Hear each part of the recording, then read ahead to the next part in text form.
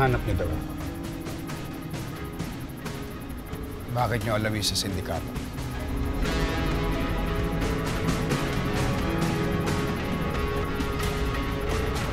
Malaki yung utang sa akin ng Golden Scorpion. Impormasyon. Impormasyon lang kailangan namin sa Tiago. At alam namin na alam mo kung saan matatagpuan ang Isla Alactan. At kung paano makakapunta doon.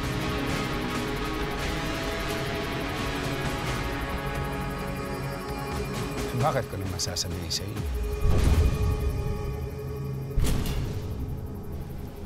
Alam niyo, nung umalis ako sa sindikato, pinangako ko na sa sarili ko na gagawa ko ng lahat ng kabutihan para pagbayaran lahat ng kasamaan na gawa ko.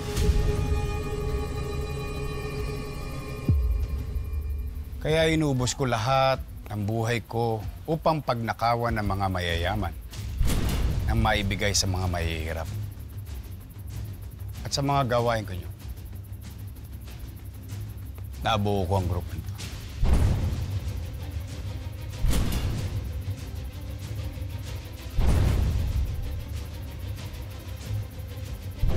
Kaya hindi ko ilalagay sa alanganin ang buhay nila para tulungan lang kayo.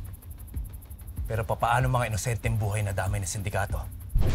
Hindi ba mahalaga rin buhay nila? Hindi nyo kaya si Edgardo. At hindi ko kayo tutulungan.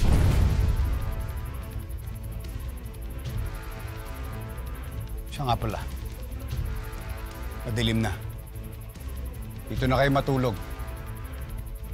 Delikado dyan sa labas. Marami kaming kaaway. Bukas, pagkagising nyo, umalis kayo agad. Dahil ayaw ko makita ng pagmumukha